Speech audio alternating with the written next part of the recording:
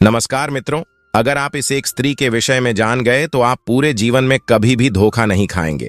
मित्रों, यह वीडियो खास तौर पर उन स्त्रियों के लिए है जो अपने चरित्र को बचाना चाहती हैं एवं ऐसे पुरुष जो अपनी स्त्री को परिजनों के साथ नहीं देख सकते हैं, वह इस वीडियो को पूरा अंत तक अवश्य देखें। हम आपको इस वीडियो के माध्यम से एक बहुत ही गहरा जानकारी देंगे मित्रों, जिससे आपको यह पता लगाना मुश्किल नहीं होगा कि वह कौन सी एक स्त्री होती है जो अगर गले पड़ जाए तो संपूर्ण कुल का नाश कर देती है। दोस्तों, इस वीडियो को पूरा अंत तक अवश्य देखना, आपको पता चलेगा। खास तौर पर वह स्त्रियां जो अपने चरित्र को सती के रूप में सवार कर रखती हैं, वह इस वीडियो को जरूर देखें। मित्रों, आपको इस विषय की जानकारी एक कथा के माध्यम से मिलेगी। यह एक सच्ची घटना पर आधारित कथा है, इसलिए इस वीडियो को अंत तक जरूर देखें। दोस्तों, अब देरी न करते हुए चलते हैं कथा की ओर। मित्रों, एक समय की बात है जब गरुड़ देव आकाश मार्ग में चरण कर रहे थे, तब उन्होंने देखा कि एक स्त्री जो पहले से ही विवाहित है पर वह पराये पुरुष के साथ एक खेत में संबंध बना रही है। जब गरुड़ देव जी ने उस स्त्री को ऐसा करते देखा, तब वह मन में सोचने लगे कि आखिर एक स्त्री जो अपनी पति की लंबी उम्र के लिए करवा चौथ का व्रत रखती है, वही स्त्री किसी पराये पुरुषों के साथ कैसे संबंध बना सकती है। मुझे इस विषय में गहन जानकारी इकट्ठी करनी होगी और स्त्री के विषय में समझना होगा।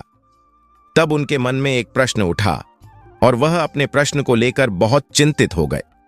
उन्होंने सोचा कि मैं अपने प्रश्न का हल कैसे ढूंढूं। तब उन्हें याद आया कि स्त्रियां अपने पति की लंबी उम्र के लिए करवा चौथ का व्रत रखती हैं और करवा चौथ के दिन भगवान भोलेनाथ और माता पार्वती जी के साथ चंद्रदेव की पूजा की जाती है। भगवान भोलेनाथ और माता पार्वती के पास जाना इस समय तो उचित नहीं है, तो क्यों ना हम चंद्रदेव के पास चले और उनसे ही यह प्रश्न पूछ लूंगा कि स्त्रियां ऐसा क्यों करती हैं। शायद वह मेरे इस प्रश्न का सटीक जवाब दे सके। फिर क्या था, इतना मन में सोचते ही गरुड़ देव जी आकाश मार्ग से होते हुए जा पहुंचे चंद्रदेव के पास। अब चंद्रदेव ने देखा कि गरुड़ देव जी उनके पास आए हैं। तब वह चंद्रदेव जी से बोले, हे गरुड़ देव जी, आपको मेरा प्रणाम। आज आप हमारे यहां किस प्रयोजन से पधारे हैं? तब गरुड़ देव जी ने कहा कि हे चंद्रदेव, आज हम आपसे अपनी एक प्रश्न की मंशा को लेकर आपके पास इसलिए आए हैं कि शायद आप ही एक ऐसे देवता हैं जो मेरी इस समस्या का निवारण कर सकते हैं। अब गरुड़ देव जी की बात सुनने के बाद चंद्रदेव ने कहा, हे गरुड़ देव, कहिए आपकी वह कौन सा प्रश्न है जो आपको इतना हैरान कर रहा है? तब गरुड़ देव ने कहा, हे चंद्रदेव, आज मैं आकाश मार्ग में विचरण कर रहा था। तब मैंने देखा कि एक स्त्री जो कि विवाहित थी, वह पराये पुरुष से संबंध बना रही थी। एक स्त्री विवाहित होते हुए भी पराये पुरुष से संबंध कैसे रख सकती है? वह तो अपने पति की लंबी उम्र के लिए व्रत रखती है, तो फिर वह अपने पति को धोखा क्यों दे रही है? अब गरुड़ देव जी की बात सुनने के बाद चंद्रदेव बोले, हे नारायण भक्त गरुड़ देव जी, आज आपने यह बहुत ही उत्तम प्रश्न किया है। वास्तव में आपका यह प्रश्न बहुत ही सराहनीय है।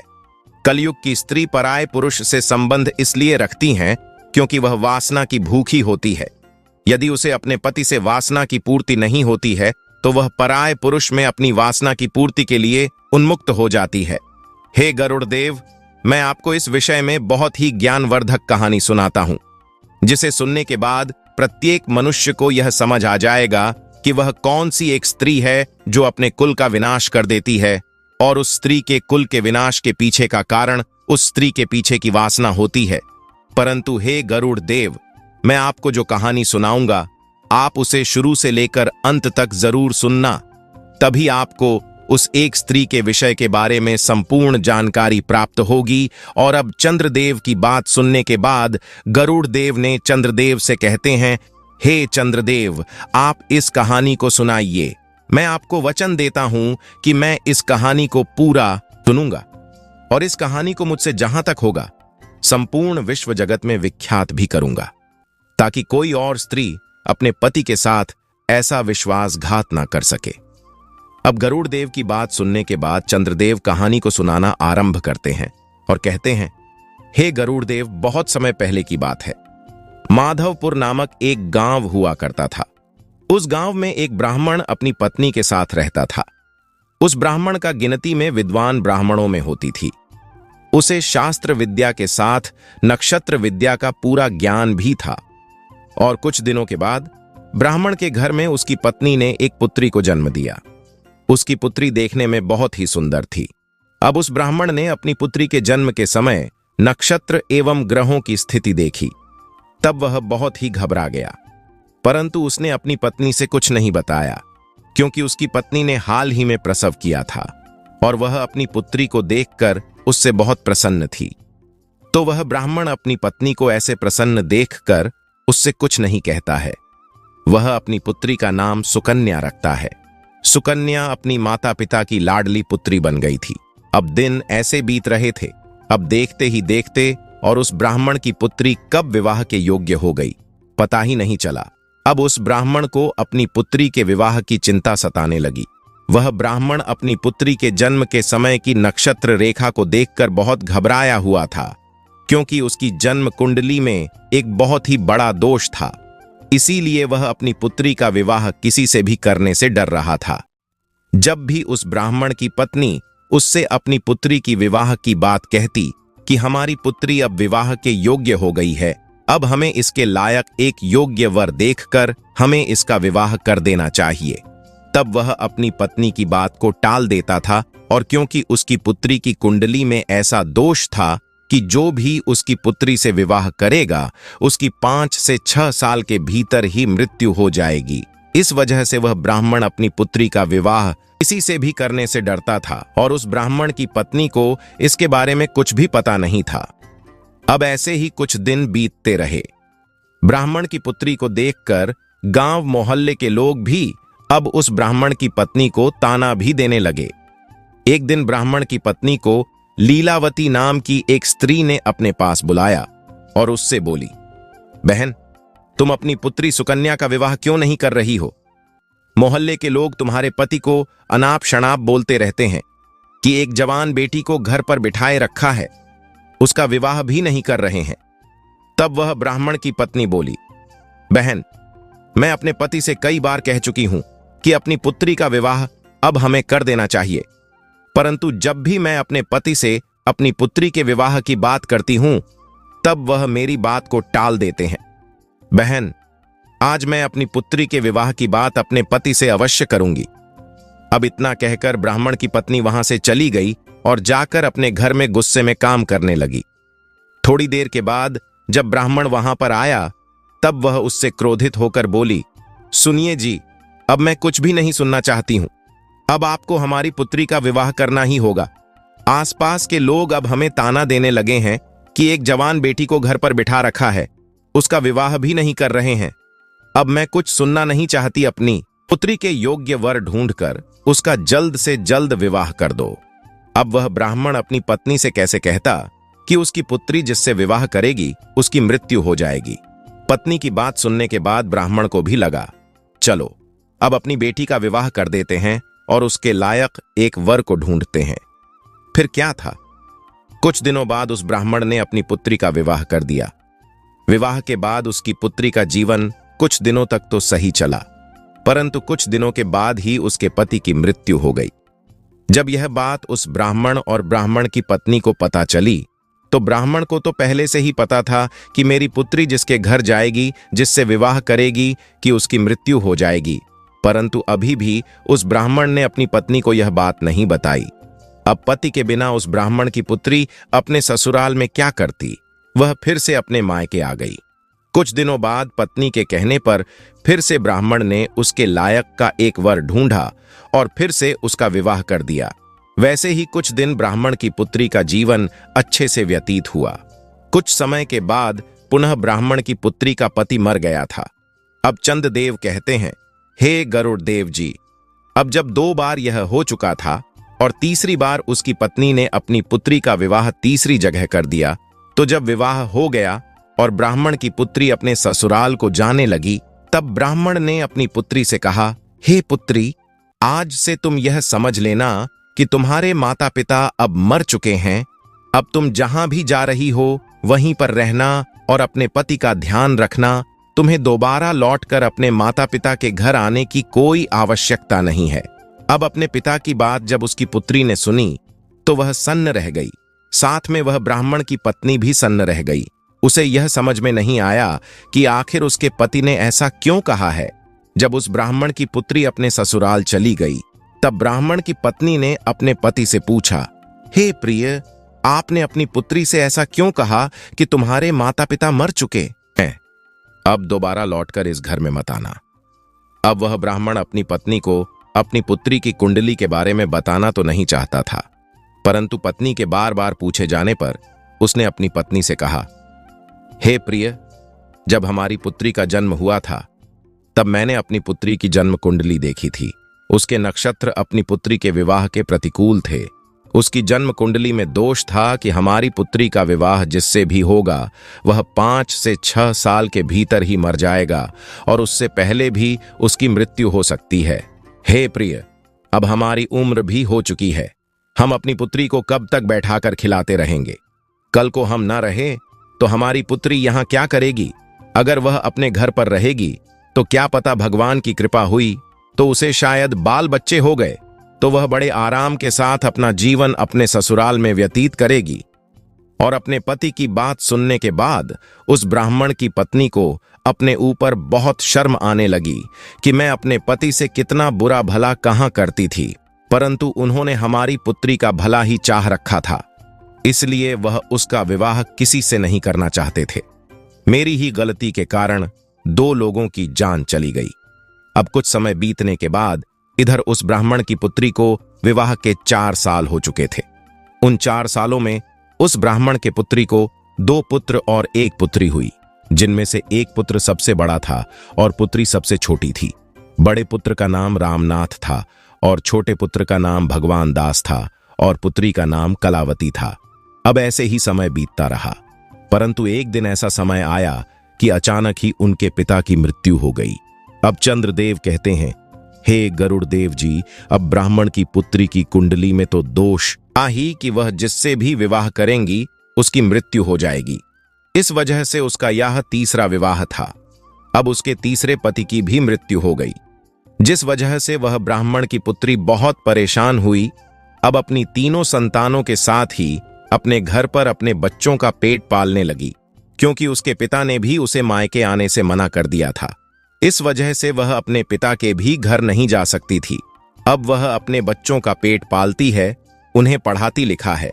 अब कुछ समय बीतता है तो उस ब्राह्मण की पुत्री के जो पुत्र थे वह बड़े हो चुके थे और अपने कार्य को स्वयं करने लगे थे। बड़ा लड़का रामनाथ अब एक व्यापारी बन चुका था और शहर में उसका खुद का एक व्यापार था। वह अनाज की खरीदारी करता था और उसे शहर में बेचता था और उसकी राशन की एक बहुत बड़ी दुकान थी। रामनाथ का एक बहुत ही अच्छा दोस्त जो जाति से गुप्ता था, उसका नाम श्यामनाथ था। वह उसके गांव के बगल वाले गांव में रहता था। रामनाथ का छोटा भाई भगवान दास अब भी पढ़ाई कर रहा था और बहन कलावती भी पढ़ाई कर रही थी। जब रामनाथ बड़ा हो गया, पैरों पर खड़ा हो गया, तो उसकी मां ने उसका विवाह पास के गांव की एक लड़की जिसका नाम चंद्रभावती था उससे कर दिया। चंद्रभावती बहुत ही शर्मीली लड़की थी। वह जितनी ही शर्मीली थी उतनी ही रूपवती भी थी। रामनाथ की पत्नी बनने के सारे गुण चंद्रभावती के अंदर विद्यमान थे। चंद्रभावती जिस गांव से थी उसी गांव में श्यामनाथ रहता था। जब रामनाथ की शादी हो गई तो कुछ दिनों बाद रामनाथ फिर से व्यापार के सिलसिले में अपनी पत्नी चंद्रभावती को गांव में अपनी मां की सेवा के लिए छोड़कर शहर अपने व्यापार को संभालने के लिए चला गया। रामनाथ यह समझता था कि अभी उसके छोटे भाई बहन पढ़ रहे हैं, इसीलिए उनकी पढ़ाई में कोई विघ्न न आए, उन्हें समय पर खाना पानी मिलता रहे, जिससे वह समय पर सारे कार्य कर पाएंगे। और उसकी मां की भी अब उम्र हो चुकी थी, जिससे उन्हें भी कार्य करने में तकलीफ भी होती थी। इसलिए ही रामनाथ ने अपनी पत्नी चंद्रभावती को गांव में ही छोड़ने का फैसला लिया था। जब भी चंद्रभावती को कुछ चाहिए होता था तो रामनाथ श्यामनाथ से कहकर चंद्रभावती को वह चीज दिलवा दिया करता था। यदि चंद्रभावती को कहीं आना जाना भी होता था तो रामनाथ ने श्यामनाथ से कहकर चंद्रभावती को उस जगह पहुंचवा दिया करता था। चंद्रभावती भी शुरुआत में अपनी सासू मां की बहुत सेवा करती थी और अपने पति रामनाथ से अत्यधिक प्रेम किया करती थी। वह उसे रोजाना खत लिखती थी और उस खत में रामनाथ के प्यार का इजहार करती थी और उसका हालचाल पूछती थी। अब समय ऐसे ही बीतता रहा। अब अचानक से एक दिन श्यामनाथ ने रामनाथ के घर पर आया। उस दिन रामनाथ की पत्नी चंद्रभावती घर पर कोई कार्य कर रही थी। तब उसने बाहर से आवाज लगाई कि भाभी कहाँ हो, बाहर आओ, आपके पिताजी की तबीयत बहुत खराब है और तुरंत उन्होंने मुझे आपके पास भेजा है और वह आपसे मिलना चाहते हैं। जब चंद्रभावती ने श्यामनाथ की इतनी बात सुनी तो वह भागती हुई श्यामनाथ के पास पहुंची। अब इतने में चंद्रभावती की सासू मां भी आ जाती है। जब वह श्यामनाथ को बाहर देखती है तो वह श्यामनाथ को घर आने का कारण पूछती। तब श्यामनाथ कहता है कि मां जी, चंद्रभावती भाभी के पिता की तबीयत बहुत खराब है, उन्होंने अतिशीघ्र इन्हें लाने के लिए भेजा है, इसलिए ही मैं यहां आया हूं। जब चंद्रभावती की सास ने श्यामनाथ की बात सुनी तब वह चंद्रभावती से कहने लगी, बहू जल्दी जाओ और अपने पिता की देखरेख करो। तभी चंद्रभावती ने श्यामनाथ के साथ उसके साइकिल पर बैठकर अपने गांव की ओर चल दी। घर जाकर उसने अपने पिता का अच्छे से देखभाल किया और धीरे धीरे उसकी पिता की सेहत में सुधार आने लगा। अब चंद्रभावती का पति बाहर रहता था और वह अपने पति को खत भी नहीं लिख पा रही थी। वह अपने मायके आ चुकी थी, इसीलिए वह अपने पिता की देखरेख में लगी रहती थी। उधर श्यामनाथ भी रोजाना चंद्रभावती के पिता का हाल लेने के लिए चंद्रावती के घर आया करता था। और अब चंद्रदेव कहते हैं, हे गरुड़देव जी। चंद्रभावती को श्यामनाथ के भीतर अब अच्छाई दिखने लगी थी। अब उसे श्यामनाथ के प्रति लगाव होने लगा। वह मन ही मन श्यामनाथ से प्रेम कर बैठी, परंतु वह श्यामनाथ के मन की खोट को ना जान सकी, क्योंकि श्यामनाथ एक अय्यास लड़का था। वह कोई काम भी नहीं करता था और तो और उसे जुए की बहुत बड़ी लत थी। साथ में वह स्त्रियों के साथ गमन भी करता था। दिन भर वासना के चक्कर में घूमता रहता था। वह अपनी वासना की पूर्ति के लिए वेश्याओं का गमन करता था। चंद्रभावती को यह बात पता नहीं थी कि श्यामनाथ की नजर अब चंद्रभावती के ऊपर आ चुकी है। इधर चंद्रभावती भी अब श्यामनाथ से प्यार करने लगी थी। अब जो वह पहले अपने पति रामनाथ को खत लिखा करती थी, उसने वह खत लिखने भी बंद कर दी थी। उधर रामनाथ शहर में परेशान था कि अचानक से उसकी पत्नी के खत आने बंद क्यों हो गए। अब रामनाथ ने जब इस बात का पता लगाया तब उसे पता चला कि चंद्रभावती तो अपने घर पर है, अपने पिता की देखभाल कर रही है। उसके पिता की हालत बहुत खराब है। इसीलिए रामनाथ ने भी सोचा, चलो कोई बात नहीं, देखते हैं। जब तक चंद्रभावती के पिता की हालत ठीक नहीं हो जाती तब तक चंद्रभावती भी कैसे पत्र लिख सकती है। वह भी अपने पिता की सेवा में लगी रहती होगी। रामनाथ के मन में तो यही सब चीज चल रहा था, परंतु चंद्रभावती के पिता तो कुछ दिनों में ही ठीक हो गए थे और चंद्रभावती तो कुछ अलग ही सोच बैठी थी। श्यामनाथ रोज चंद्रभावती के घर पर आया करता था, इसलिए चंद्रभावती और श्यामनाथ रोज ही घूमने के लिए खेत में जाया करते थे। एक दिन जब वह दोनों खेत में गए हुए थे तब चंद्रभावती ने श्यामनाथ से कहा कि श्यामनाथ, अगर तुम मेरी बात का बुरा ना मानो तो मैं तुमसे एक बात कहना चाहती हूं। तब श्यामनाथ ने चंद्रभावती से कहा कि कहो भाभी, मैं आपकी बात का कभी बुरा नहीं मानूंगा। श्यामनाथ ने ऐसा जताते हुए बोला कि जैसे वह दूध का धुला हुआ हो। जब श्यामनाथ के मुंह से चंद्रभावती ने भाभी शब्द सुना तो वह गुस्से में बोली कि श्यामनाथ, आज के बाद कभी भी तुम मुझे भाभी कहकर नहीं बुलाओगे, अन्यथा यह तुम्हारे लिए अच्छा नहीं होगा। अब श्यामनाथ ने कहा, ठीक है, फिर मैं आपको क्या कहकर बुलाऊंगा। अब श्यामनाथ की बात टालते हुए चंद्रभावती ने कहा, श्यामनाथ, सच बात तो यह है कि मैं तुमसे अब बहुत प्रेम करती हूं। जैसे ही श्यामनाथ ने चंद्रभावती के मुंह से प्रेम शब्द सुना, उसके मन में तो अब खुशियों के पटाखे फूटने लगे। वह मन से गदगद हो गया कि चलो, अब तो मेरा काम हो गया। अब वेश्याओं के गमन में मेरे पैसे भी नहीं खर्च होंगे और मैं घर बैठे संभोग भी कर पाऊंगा। श्यामनाथ तो चंद्रभावती को चाहता ही था कि वह उसकी हो जाए और वैसा ही हुआ। अब धीरे धीरे बात बढ़ती गई और चंद्रभावती श्यामनाथ के प्यार के जाल में फंसती चली गई। अब धीरे धीरे बात इतनी बढ़ गई कि सच में उन दोनों के बीच में संभोग हुआ और चंद्रभागती का प्रेम श्यामनाथ के प्रति और अडिग हो गया। अब कुछ दिन बाद जब चंद्रभावती के ससुराल से बुलावा आया तो श्यामनाथ से मिलने के लिए चंद्रभावती ने उसे फिर से एक दिन खेत पर बुलाया। वह दोनों जब खेत पहुंचे तब चंद्रभावती ने से कहा, हे प्यारे श्यामनाथ, मेरे ससुराल से बुलावा आया है। अब शायद मैं तुमसे ना मिल सकूं, इसलिए जब भी मुझे तुम्हारी याद आएगी मैं तुमको एक पत्र लिखूंगी और तुम मुझसे मिलने के लिए मेरे ससुराल आ जाना। अब श्यामनाथ तो वासना का आदि तो था ही, इसीलिए श्यामनाथ ने चंद्रभावती की बात मान जाता है और श्यामनाथ ने चंद्रभावती से इतना कहकर घर आ जाती है। अब चंद्रभावती के पिता उसके ससुराल छोड़ने के लिए फिर से श्यामनाथ के घर जाते हैं, क्योंकि चंद्रभावती का कोई भाई नहीं था और ना ही कोई बहन थी। इसलिए श्यामनाथ को ससुराल ले जाने के लिए चंद्रभावती के पिता को और कोई उचित व्यक्ति नहीं देखा, इसलिए ही वह श्यामनाथ को बुलाने के लिए गए। जब उसके पिता श्यामनाथ के घर पहुंचे तब उन्होंने श्यामनाथ से कहा कि बेटा श्यामनाथ, तुम मेरी बेटी चंद्रभावती को उसके ससुराल छोड़ आओ, उसके घर से बुलावा आया है। जब श्यामनाथ ने चंद्रभावती के पिता के मुंह से यह बात सुनी तब उसने कहा कि जी पिताजी, मैं चंद्रभावती को उसके ससुराल छोड़ता हूं। अब क्या था, श्यामनाथ ने चंद्रभावती को उसके ससुराल छोड़ आता है और चंद्रभावती अपने ससुराल चली जाती है। जैसे ही 2-3 दिन बीतते हैं तो अब चंद्रभावती को श्यामनाथ की बहुत याद आती है, क्योंकि वह जब अपने घर पर थी तो वह रोज खेतों में विरोध से मिलने के लिए जाया करती थी। इसलिए अब वह वासना की पूर्ति के लिए श्यामनाथ को पाना चाहती थी, उससे मिलकर एक बार उसके साथ संभोग करना चाहती थी, क्योंकि रामनाथ तो अपने घर से दूर शहर में ही रहता था, वहां पर अपना कार्य करता था। मुश्किल से 6 महीने में एक बार रामनाथ अपने घर आता था और 5 से 6 दिनों के बीच ही वह फिर से चला जाता था। एक दिन जब चंद्रभावती से रहा नहीं गया तो चंद्रभावती ने श्यामनाथ को एक खत लिखा। श्यामनाथ ने उस खत में लिखा कि हे प्यारे श्यामनाथ, मुझे तुम्हारी बहुत याद आ रही है। मुझे ऐसा लगता है कि मैं अब तुम्हारे बिना नहीं रह सकती, इसलिए आज तुम मुझसे मिलने के लिए मेरे घर पर आ जाओ।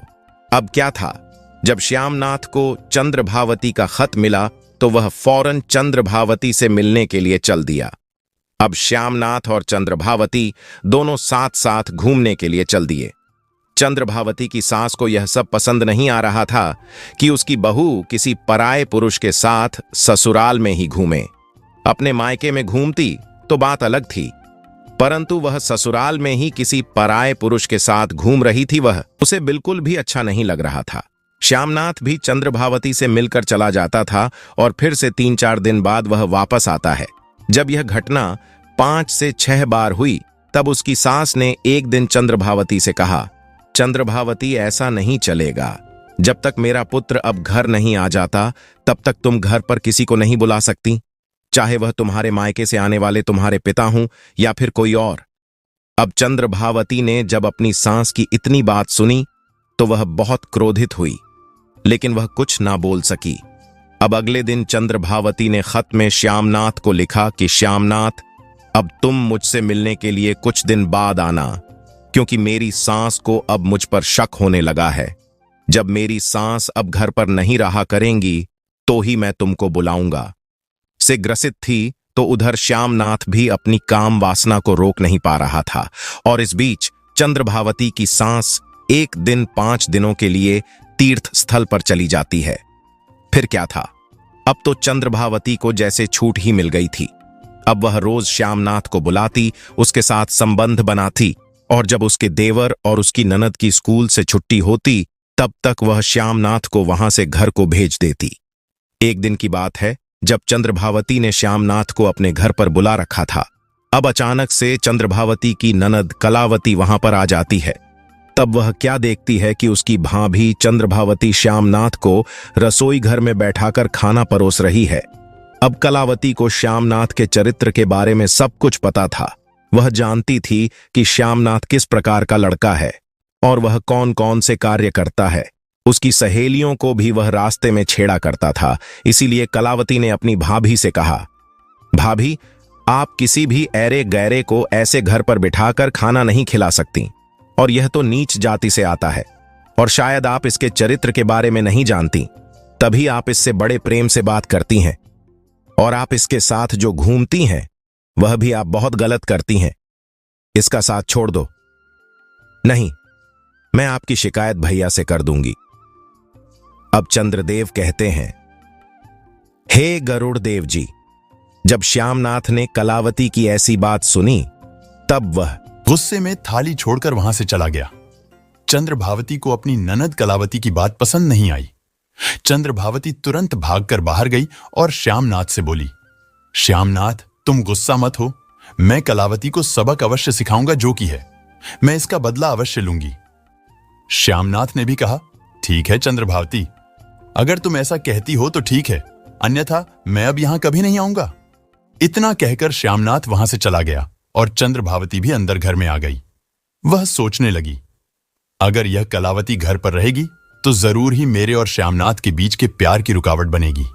मैं एक काम करती हूं, इस कलावती को जहर देकर मार देती हूं, तब हमारे बीच की रुकावट और कोई नहीं बनेगा। अपने मन में यही सोचकर अगले दिन जब वह खाना बना रही थी, सबके लिए उसने खाना बाहर निकाल लिया और उसने अपनी ननद कलावती के लिए एक थाली में खाना बाहर निकाला और उसमें जहर मिला दिया। जब कलावती ने वह खाना खाया तो उसकी मृत्यु हो गई। अब कोई यह जान भी नहीं पाया कि कलावती की मृत्यु कैसे हुई। कलावती की मां, उसका भाई बहुत दुखी थे। उधर चंद्रभावती मन ही मन बहुत खुश हो रही थी कि चलो, अब मेरे और श्यामनाथ के बीच का कांटा मिट गया है। अब हमारे प्यार के बीच में और कोई नहीं आएगा।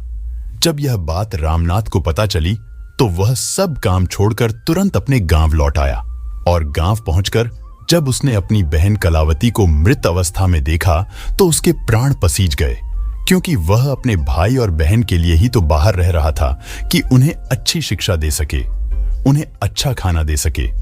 इसलिए ही उसने अपनी पत्नी को भी घर पर ही छोड़ रखा था कि उन्हें खाना ना बनाना पड़े, घर का काम ना करना पड़े और वह अपने भविष्य की चिंता करे, अपनी पढ़ाई पर ध्यान दे। लेकिन उसकी बहन तो अब मर चुकी थी। अब बचा था उसका भाई। कुछ दिन रामनाथ घर पर रुकता है और कुछ दिनों बाद फिर से रामनाथ अपनी पत्नी चंद्रभावती को छोड़कर पुनः व्यापार के सिलसिले में शहर को चला जाता है। अब इधर चंद्रभावती फिर से वही प्रक्रिया दोहरा रहती है। कुछ दिन ऐसे ही बीता तो चंद्रभावती की सास ने और चंद्रभावती के देवर ने भी चंद्रभावती से कह दिया कि देखो, हमारे घर पर यह सब नहीं चलेगा।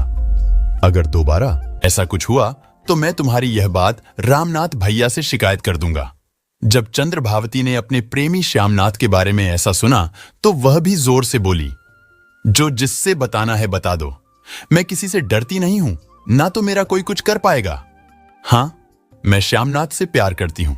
जब चंद्रभावती की सास ने इतना चंद्रभावती के मुंह से सुना तो वह चंद्रभावती से बोली, हो सकता है मेरी पुत्री को तूने ही मारा हो। जब तू ऐसा कह सकती है तो तू मेरी पुत्री को भी मार सकती है। फिर क्या था, चंद्रभावती को फिर से गुस्सा आ गया। चंद्रभावती गुस्से में बोली कि हां, मैंने ही मारा है और तुम्हें भी मार दूंगी। अगर तुम लोग मेरे और श्यामनाथ के प्यार के बीच में आए तो तुमको भी मैं मार दूंगी। चंद्रदेव कहते हैं, हे गरुड़देव जी, अब उसने अपने मन में एक और षड्यंत्र रचा। इसलिए ही उसने फिर से अपने देवर और अपनी सास दोनों को मारने की एक योजना बनाई। अगले दिन उसने खाने की दाल बनाई और उस दाल में जहर मिला दिया और सबके लिए दाल परोस दी। जब देवर ने दाल को खाई तो उसे दाल बहुत कड़वी लगी और उसे तुरंत ही उल्टी हो गई। तब उसने अपनी सासू मां से कहा, मां, आज की दाल बहुत कड़वी है, मैं यह दाल नहीं खाऊंगा। इसलिए चंद्रभावती के देवर ने तो दाल नहीं खाई, लेकिन उसकी सांस बैठे बैठे सारी की सारी दाल खा गई। अब कुछ देर बाद चंद्रभावती की सांस के पेट में जोर का दर्द होने लगा और अचानक ही देखते उसकी मृत्यु हो गई। देवर को उल्टी हो गई थी, इसलिए देवर बच गया और चंद्रभावती की सांस ने पूरी दाल खा ली। वह मर गई। अब भगवान दास को भी पता चल चुका था कि यह सब कुछ किया हुआ मेरी भाभी का है। उसने अपने भैया को एक खत लिखा और सारी बात उन्हें बताई। शुरुआत से लेकर अंत तक उसने सब कुछ उस खत में लिख दी कि कैसे उसका दोस्त श्यामनाथ उसके घर आता है, कैसे वह दोनों घूमने के लिए जाते हैं और कैसे उसने बहन को मारा और कैसे उसने आज मां को मारा है और कैसे उसने धमकी दी कि तुम्हें भी मार दूंगी। जब वह खत रामनाथ को मिला तब रामनाथ दौड़ते हुए घर आ पहुंचा। अब रामनाथ चंद्रभावती के पास गया और उसने चंद्रभावती के पास पहुंचकर कहा, चंद्रभावती, यह खत में क्या लिखा है? क्या यह सच है? जब चंद्रभावती ने वह खत पढ़ा तब वह दंग रह गई कि मेरे देवर ने अपने भाई को सारी बात बता दी है।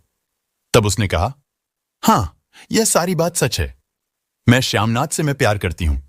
जैसे ही रामनाथ ने अपनी पत्नी के मुंह से यह बात सुनी कि वह श्यामनाथ से प्यार करती है, श्यामनाथ, जो कि रामनाथ का एक बहुत ही अच्छा दोस्त है, रामनाथ ने अपनी पत्नी चंद्रभावती से कुछ नहीं कहा। वह बस अपनी पत्नी से यह बोला, चंद्रभावती, जितना जल्दी हो सके तुम मेरे घर को छोड़कर अपने प्रेमी श्यामनाथ के पास चली जाओ, क्योंकि वही तुम्हारे लायक है और वही अब तुम्हारी अच्छे से देखभाल करेगा। अब तो चंद्रभावती को छूट मिल गई थी। उधर श्यामनाथ भी पहुंच चुका था। वह श्यामनाथ के साथ उसके घर जा पहुंची। अब कुछ दिन तो ठीक था। कुछ दिन बाद चंद्रभावती को पता चला कि चंद्रभावती बहुत ही नीच जाति का व्यक्ति है। वह पराई औरतों पर अपनी गंदी नजर रखता है और उसके यहां सुअर का एक तबेला है। वह सुअर भी चराता है। अब तो चंद्रभावती अपने प्रेमी श्यामनाथ के साथ सुअर चराने लगी और अपने भाग्य को कोसने लगी। और यहां कहां मैं फंस गई। कहां मैं एक रानी की तरह अपना जीवन व्यतीत कर रही थी और कहां वासना के चक्कर में फंसकर अब मैंने अपने जीवन को अधेड़ कर लिया है। अब मेरा बुढ़ापा कैसे कटेगा? यही सोच सोचकर चंद्रभावती ने तो अपना माथा पीट लिया। उधर रामनाथ ने एक अच्छी सी स्त्री को देखकर अपना विवाह कर लिया और अपने भाई को भी अपने साथ अपने व्यापार में शामिल कर लिया और दोनों भाई साथ साथ रहने लगे। इधर चंद्रभावती का श्यामनाथ के साथ बुरा हाल था। वह अपने भाग्य को कोस रही थी कि उसने यदि रामनाथ को धोखा ना दिया होता तो आज वह भी एक रानी की तरह राज करती। अब चंद्रदेव गरुड़ देव जी से कहते हैं, हे गरुड़ देव जी, स्त्री को ना कोई आज तक समझ पाया है और ना ही कोई समझ पाएगा। स्त्री एक ऐसा माया जाल है जो समय आने पर बदल जाती है। स्त्री अपनी हो या पराई, उस पर कभी भी भरोसा नहीं करना चाहिए। अब चंद्रदेव आगे कहते हैं, हे गरुड़ देव जी, अब मैं आपको बताता हूं कि वह कौन सी एक स्त्री है और वह कौन सा एक पुरुष है जिससे हमेशा दूर रहना चाहिए। वह एक ऐसी स्त्री जो पराये पुरुषों के साथ संबंध रखती है, उनके साथ उठती बैठती है और अपने घर को छोड़कर दूसरे के घर पर ध्यान देती है, अपने को पराया और पराये को अपना समझती है। तो ऐसी स्त्री से हमें बचकर रहना चाहिए। ऐसी स्त्री हमें अवश्य ही किसी ऐसे जाल में फंसा देगी जहां से निकल पाना अत्यंत कठिन हो जाता है। स्त्री का ऐसा माया जाल मनुष्य के परे होता है। धरती और लोक पर मनुष्य ही क्यों देवता, गंधर्व आज तक स्त्री के चरित्र को समझ नहीं पाए हैं, तो मनुष्य ही वह क्या चीज है जो आज तक स्त्री के माया जाल को समझ पाएगा। हे गरुड़ देव जी, अब मैं आपको बताता हूं कि वह कौन सा पुरुष है जिसे अपने घर कभी नहीं बुलाना चाहिए। एक ऐसा पुरुष जो कामी हो, जिसके अंदर वासना भरी हो, जो हमेशा मदिरा का सेवन करता हो, वेश्याओं का गमन करता हो, दूसरों का अहित करता हो, बड़ों की इज्जत ना करता हो, औरतों पर गंदी नजर रखता हो। ऐसे मनुष्य को अपने घर पर कभी नहीं बुलाना चाहिए। ऐसे मनुष्य की वजह से ही घर का नाश हो जाता है, जैसे चंद्रभावती के घर का नाश हुआ। यदि चंद्रभावती को श्यामनाथ ना मिला होता तो चंद्रभावती आज भी रामनाथ के साथ खुशीपूर्वक अपना जीवन व्यतीत करती। हे गरुड़ देव जी, अब तो आप समझ ही गए होंगे कि वह स्त्री कौन सी होती है और वह पुरुष कौन सा होता है जिसको अपने घर पर कभी नहीं बुलाना चाहिए। अब गरुड़ देव जी कहते हैं, हे चंद्रदेव, आज आपने मुझे यह जो ज्ञान दिया है, वाकई में यह सर्व ज्ञान संपन्न है।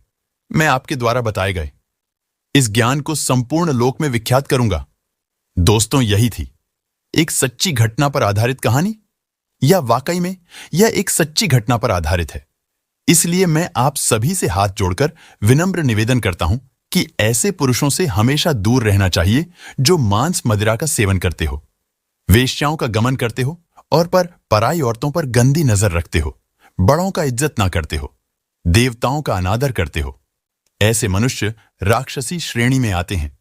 ऐसे मनुष्य से हमेशा स्त्रियों को दूर रहना चाहिए, चाहे स्त्री विवाहित हो या स्त्री अविवाहित हो। इस प्रकार के मनुष्य स्त्री के भविष्य के साथ खिलवाड़ करते हैं। स्त्रियों को अपने चरित्र की रक्षा खुद करनी चाहिए, जिससे उन्हें चरित्रहीन ना बोला जाए। और वह समाज में अपना अलग कीर्तिमान स्थापित कर सके। भाइयों, आशा करते हो कि आपको हमारे द्वारा बताई गई यह कहानी पसंद आई होगी। आशा करते हैं कि आप इस वीडियो को ज्यादा से ज्यादा लोगों में शेयर करेंगे और लोगों को जागरूक करने में हमारी सहायता करेंगे। वीडियो पसंद आया हो तो वीडियो को लाइक करना ना भूले और चैनल पर नए हो तो चैनल को सब्सक्राइब भी अवश्य करना। साथ में इस वीडियो के कमेंट जय गरुड़ देव अवश्य लिखना। बाकी मित्रों, वीडियो को यहां तक देखने के लिए आप सभी लोगों का दिल से धन्यवाद।